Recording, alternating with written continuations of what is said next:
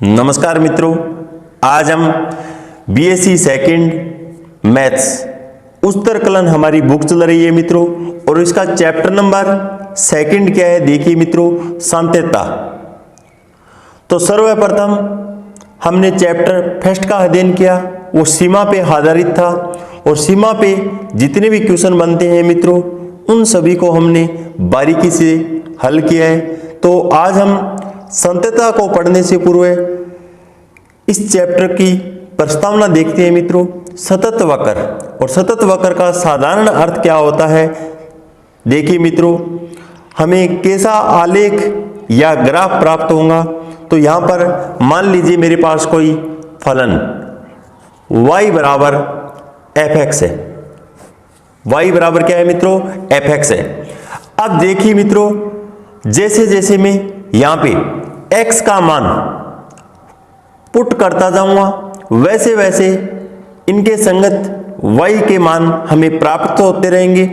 तो यहां पे देखिए मित्रों, अगर मैं x के अंदर अचानक कोई वृद्धि नहीं करता हूं तो y के अंदर भी अचानक कोई वृद्धि नहीं होगी। अर्थात हमारा आलेख है, इसके अंदर कोई विच्छेद पैदा नहीं होगा। क्या नहीं पैदा होगा, विच्छेद पैदा नहीं होगा, या हम यूं भी बोल सकते हैं इसके अंदर कोई जंप नहीं होगा मित्रों। क्या नहीं होगा, इसके अंदर कोई जंप नहीं होगा। लेकिन कई बार क्या होता है मित्रों, x के कुछ विशेष मानों के लिए, x के कुछ विशेष मानों के लिए y का मान है वो अनंत हो जाता है। क्या हो जाता है, अनंत हो जाता है। तो ऐसी स्थिति में वक्र है वो खंडित हो जाता है। वक्र क्या हो जाता है मित्रों, खंडित हो जाता है। और वक्र खंडित होने का अर्थ ये हो गया मित्रों, हमें जो वक्र या आलेख प्राप्त होगा वो विखंडित प्राप्त होगा। तो ऐसी कंडीशन को हम असतत नाम दे देंगे या असंततता कहेंगे मित्रों। अब उसके बाद में देखिए मित्रों, जो पहले चैप्टर में हमने सीमा की एप्सिलॉन माइनस डेल्टा डेफिनेशन पढ़ी थी, और यहां पर हम उस डेफिनेशन के अंदर क्या परिवर्तन करने वाले हैं, और जिससे क्या है हमें सांतत्य की कौशी वाली परिभाषा प्राप्त हो जाएगी। क्या प्राप्त हो जाएगी, कौशी वाली परिभाषा। तो एक नंबर पे देखिए मित्रों, सर्वप्रथम सांतत्य की कौशी वाली परिभाषा, और ये परिभाषा देखिए मित्रों बीकानेर यूनिवर्सिटी के अंदर यहां पे आपको डायरेक्ट एक नंबर के अंदर पूछी जा सकती है। और ये डेफिनेशन मित्रों सन 2009 और 11 के अंदर आपको पूछी भी गई है। अब देखिए मित्रों, हमने पूर्व वीडियोस के अंदर सीमा के लिए एप्सिलॉन माइनस डेल्टा सीमा क्या पढ़ी थी, fx में से l को घटा देंगे, और l यहाँ पे क्या है, अद्वितीय बिंदु है हमारा, और इसका मापांक मित्रों एप्सिलॉन से छोटा लेते हैं। जबकि यहाँ पे क्या है, x माइनस a का मापांक, और इसका मान किससे छोटा हो मित्रों, डेल्टा से क्या है, छोटा हो।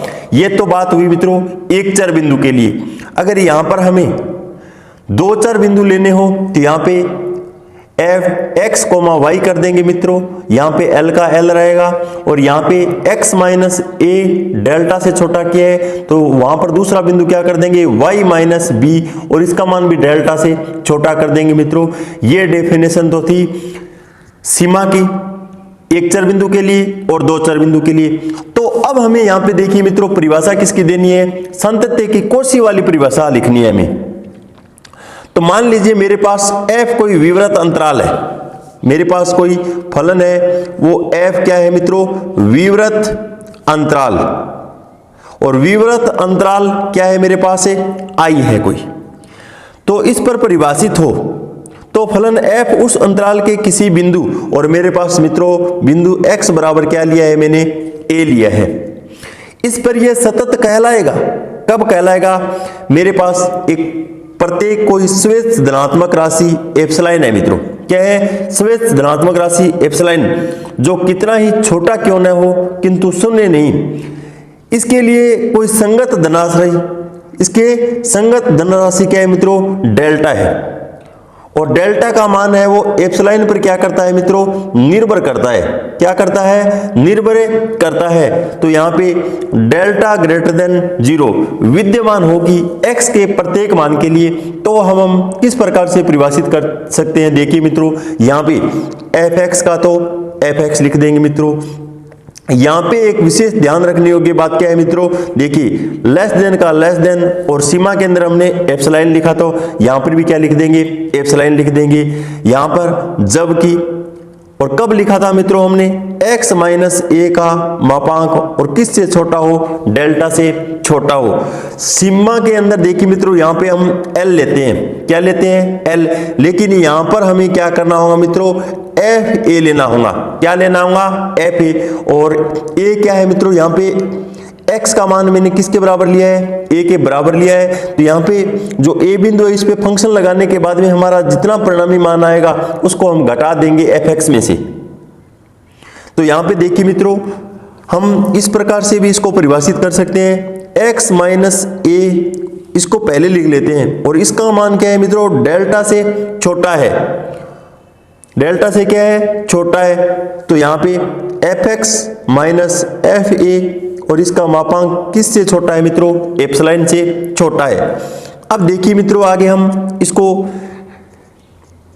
गणितीय संकेत के रूप में किस प्रकार से इन बिंदुओं को बिलोंग्स टू करवा सकते हैं। तो देखिए मित्रों, यहां पे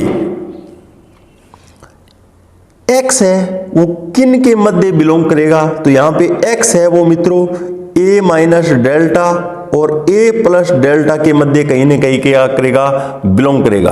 क्या करेगा, बिलोंग करेगा मित्रों। यहाँ पे प्रत्येक x है वो इन दोनों के मध्य क्या करेगा, बिलोंग करेगा। ठीक इसी प्रकार यहाँ पे fx है वो किसके मध्य बिलोंग करेगा मित्रों, यहाँ पे देखिए एफ ए माइनस एप्सिलॉन और एफ ए प्लस एप्सिलॉन, इन दोनों मानों के मध्य कहीं ना कहीं है वो fx है वो क्या करेगा मित्रों, बिलोंग करेगा। क्या करेगा, बिलोंग करेगा। उसके बाद में देखिए मित्रों, यहां पे अगर हमें कोई भी क्वेश्चन दिया गया है और सातत्य का परीक्षण करना हो, तो सर्वप्रथम हमें इस बात का ध्यान रखना होगा कि उसके लिए, उस फलन के लिए जो आपको बिंदु दिया गया है उस बिंदु पर मित्रों, जैसे मान लीजिए x बराबर a बिंदु पर हमें संतत होने का परीक्षण पूछा गया है, तो सर्वप्रथम देखिए मित्रों, एज टू एज हमें क्या करना होगा, जैसी डेफिनेशन हमने सीमा के अंदर पढ़ी है वैसी प्रॉपर्टी यहां पर भी लगानी होगी। यहां पर हमें क्या करना होगा, एफ ए प्लस 0 बराबर एफ ए माइनस 0 और एफ ए, इसको हम आर अचल बोल सकते हैं, इसको एल अचल बोल सकते हैं। और ये देखिए मित्रों, उस बिंदु पर फलन का मान है, उस बिंदु पर फलन का क्या मान है मित्रों, दक्षिण पक्ष सीमा बोल सकते हैं मित्रों, इसे वाम पक्ष सीमा बोल सकते हैं। और यहां पर उस बिंदु पर फलन का मान, अगर तीनों का मान मित्रों बराबर आ रहा है तो दिया गया फलन है वो क्या, सतत है, अन्यथा असतत होगा मित्रों। अब देखिए मित्रों, यहां पर अगर हमें सीमा के अंदर हमने कैसा लिखा था, यहां पे एफ ए प्लस एच करते हैं, यहां पर लिमिट टेस्ट टू क्या कर देंगे मित्रों, 0 कर लेते हैं, लिमिट टेस्ट टू क्या कर देंगे, 0 कर देंगे। वैसी प्रॉपर्टी भी यहां पर लगानी होगी। और कक्षा 12 के अंदर आपने सतत होने की प्रॉपर्टी पढ़ी भी है, तो एज टू एज कक्षा 12 का रूल भी यहां पर क्या है मित्रों, फॉलो होता है। और यहां पर जो एक दूसरे टाइप का क्वेश्चन सतत का बनने वाला है वो कक्षा 12 के अंदर आपने नहीं पढ़ा है मित्रों, उसका अध्ययन हम अगले वीडियोज के अंदर करेंगे। अब देखिए मित्रों, सातत्य की कोशी वाली डेफिनेशन तो हमने पढ़ ली है। अब अगर आपको देखिए मित्रों, अगर आपको सातत्य की हेनी डेफिनेशन एग्जाम के अंदर पूछता है तो हमें क्या करना होगा। देखिए कोशी और हेनी के अंदर क्या फर्क है। बिंदु ए के सामीप्य में परिभाषित फलन f ए पर सतत कहलाता है यदि ए को अभिसरित होने वाले प्रत्येक अनुक्रम सीक्वेंस an के संगत फलनीय मानों का अनुक्रम सीक्वेंस f और an और सीक्वेंस के अंदर बंद कर दिया और f a को अभिसरित होता है मित्रों। तो यहाँ पे कॉची और हेनी डेफिनेशन से हमें यह पता चलता है। तो हेनी ने क्या किया है मित्रों, जो फंक्शन का an बिंदु पर अगर हम मान निकालते हैं तो उसको क्या है सीक्वेंस के अंदर बंद कर दिया इसने, और कुछ फर्क नहीं है मित्रों। तो अगर सातत्य की हेनी डेफिनेशन पूछी जाए आपको तो ये डेफिनेशन देनी होगी मित्रों, जबकि कॉची डेफिनेशन पूछी जाए तो मैंने आपको पहले बता दिया है मित्रों। आगे देखिए मित्रों, हम असातत्य के प्रकारों का अध्ययन करेंगे। अब आगे देखिए मित्रों, हम असातत्यता का अध्ययन करेंगे। तो सर्वप्रथम देखिए मित्रों, असातत्य हम कहेंगे किसे, जब मेरे पास कोई फलन है। देखिए मित्रों, जब फलन f इसके प्रांत के किसी भी बिंदु पर संतत नहीं होता है तो वह असातत्यता कहलाएगा मित्रों। क्या कहलाएगा? असातत्यता कहलाएगा। अर्थात फलन की सीमाएं या मान बराबर नहीं हो। क्या है मित्रों, यहाँ पे या तो सीमा का मान बराबर नहीं है, या उस फलन पर बिंदु का मान बराबर नहीं है, या सीमा का अस्तित्व ही नहीं है, तो उसे हम असातत्यता कहेंगे मित्रों। क्या कहेंगे? असातत्यता कहेंगे। और असातत्य के प्रकार, अब किसका अध्ययन करेंगे मित्रों, हम इनके प्रकारों का क्या करेंगे? अध्ययन करेंगे। असातत्य के मुख्यतः मित्रों 5 प्रकार बताए गए हैं। कितने प्रकार के बताए गए हैं? 5। बीकानेर यूनिवर्सिटी के अंदर सन 2016 के अंदर एक बार क्वेश्चन ऐसा ही पूछ लिया गया मित्रों। यहाँ पर असातत्य के प्रकार और उनके नाम बताते हुए प्रत्येक का वर्णन करना। तो देखिए मित्रों, यहाँ पर दोबारा क्या है, ये प्रश्न रिपीट हो सकता है। तो यहाँ पर हम प्रथम असातत्य है वो क्या है, देखिए मित्रों, अपने। क्या है मित्रों? अपने असातत्य। अपने असातत्यता। अब देखिए मित्रों, अपने असातत्य हम किसे कहेंगे? Removable discontinuity. अब देखिए मित्रों, जब हम दक्षिण पक्ष सीमा, या हम क्या बोल सकते हैं, f a प्लस 0 और f a माइनस 0, इनका अगर मान निकालते हैं और उस बिंदु पर, और देखिए मित्रों, मैं प्रत्येक जगह x बराबर a बिंदु लेता हूं और इस पे भी इसका क्या है, मान निकालता हूं। तो यहां पे देखिए मित्रों, यहां पर RHL LHL इनका अस्तित्व भी है और इन दोनों का मान बराबर भी है। लेकिन उस बिंदु पर अगर हम मान निकालते हैं तो उस बिंदु पर इसका मान RHL या LHL के बराबर नहीं आ रहा है, तो उसे हम अपने ही असातत्य कहेंगे। क्या कहेंगे?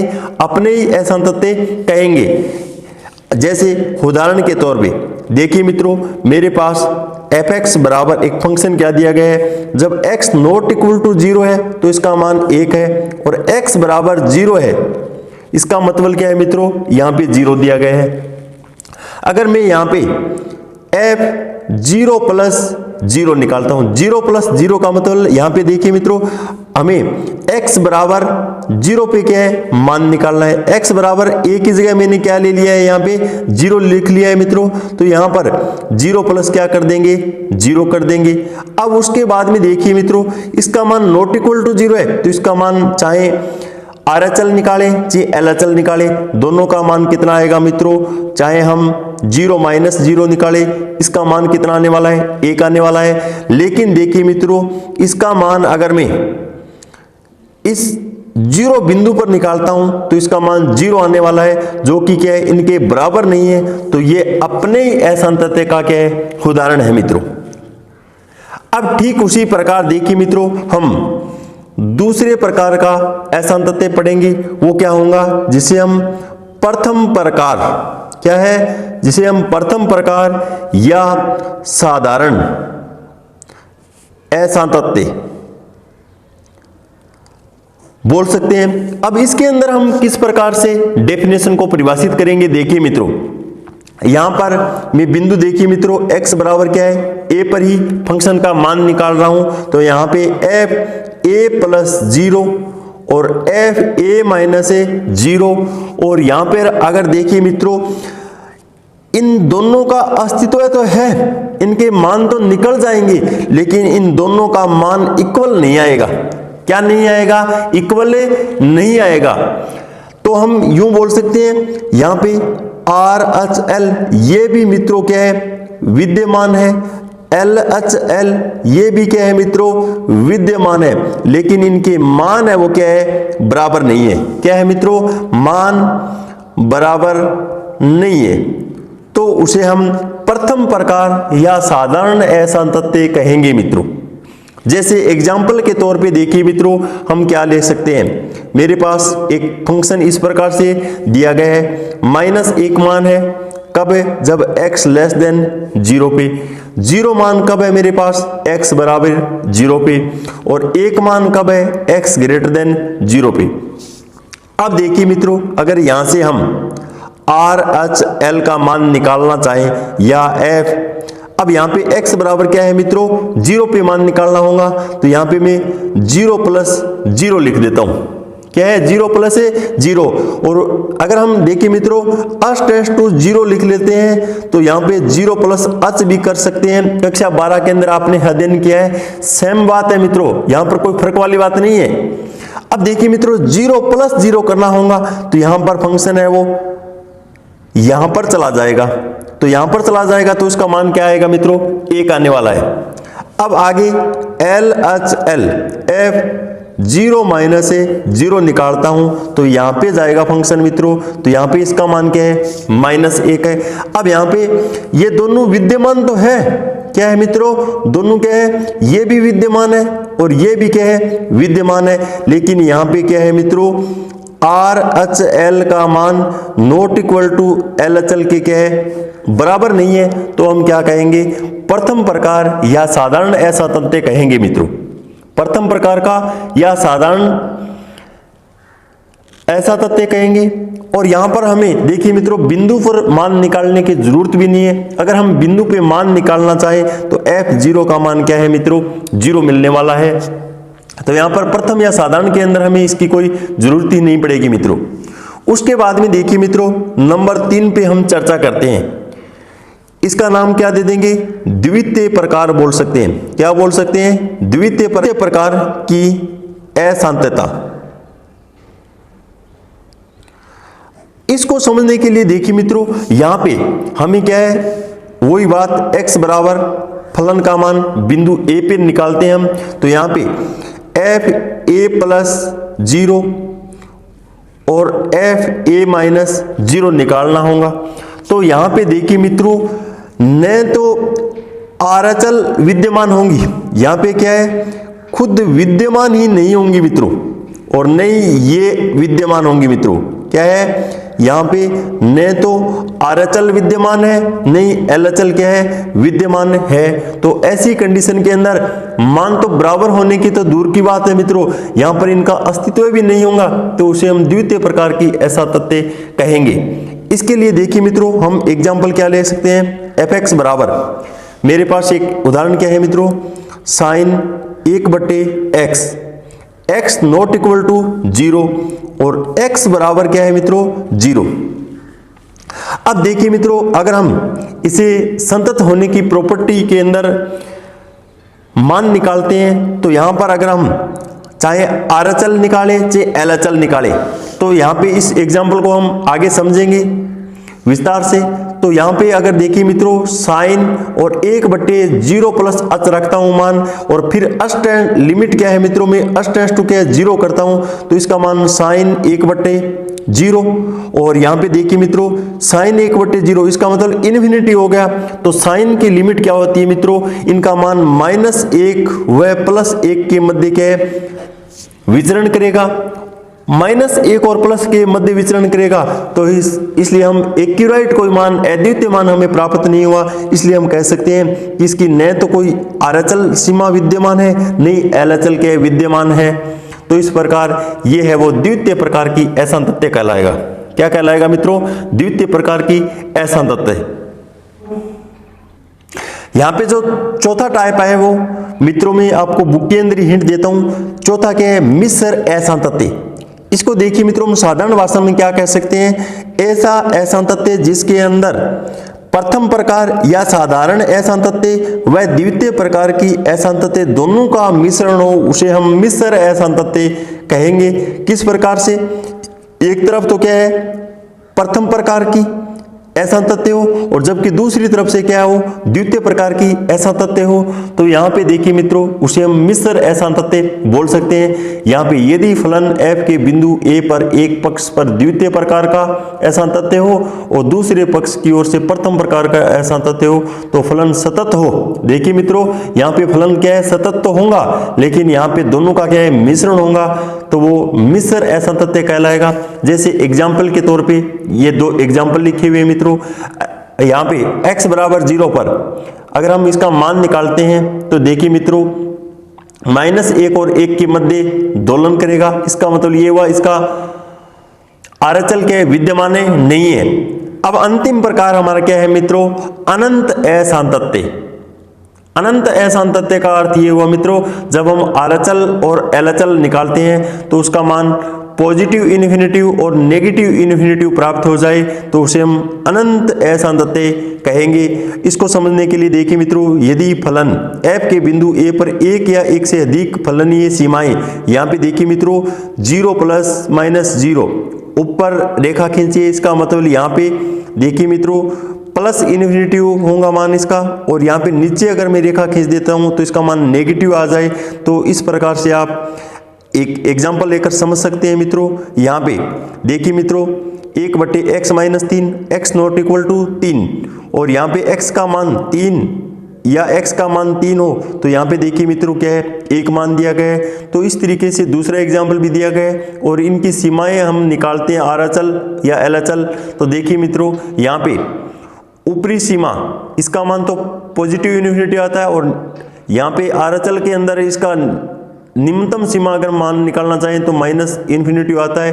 तो इस प्रकार से ये देखिए मित्रों, यहाँ पर आप समझ सकते हो कौन सा है, अनंत असांतत्य होगा और फलन x बराबर 0 पर मिश्र असांतत्य है। ये देखिए मित्रों, इस प्रकार से हम असांतत्य के प्रकारों का अध्ययन कर सकते हैं। अगले वीडियोज के अंदर हम इस पे जितने भी एग्जाम्पल बनते हैं उनका एक साथ अध्ययन करेंगे। तब तक के लिए धन्यवाद मित्रों।